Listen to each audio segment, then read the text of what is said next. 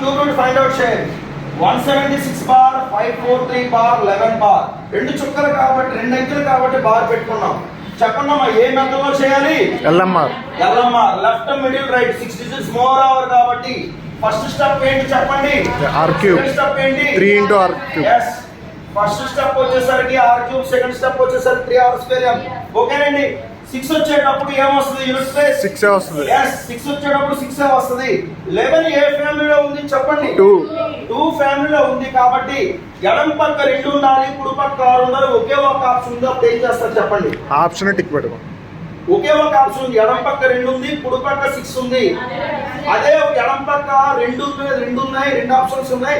6 ఉండే 2 ఆప్షన్స్ ఉన్నాయి. అప్పుడు ఏం చేస్తారు? సమ్ ఆఫ్ ది డిజిట్స్ కి వెళ్తారు. అది చెప్తాను. చెప్పండి ఫస్ట్ స్టెప్ ఏంటమ్మా? R cube.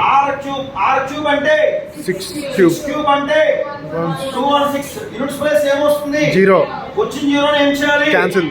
yes 7 లో ఉండిపోతే ఆర్ క్యూబ్ తర్వాత సెకండ్ స్టెప్ ఏంటమ్మా? ఆర్ అంటే ఏంటి? 6.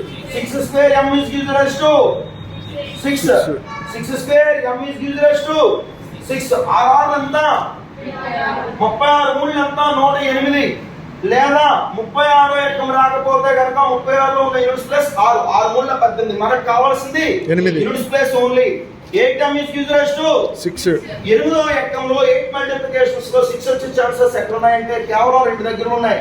8 ఏళ్ళ 16 6 యూనిట్స్ ప్లస్ 6. 8 ఏళ్ళ 56 యూనిట్స్ ప్లస్ 6. సో లెఫ్ట్ లో ఏది కన్ఫర్మ్ అయింది? 2. రైట్ లో ఏది కన్ఫర్మ్ 6. అయింది? సో ఒకసారి మనం మిడిల్ డిజిట్ ఏం వేసుకుంటామంటే ఇక్కడ 2.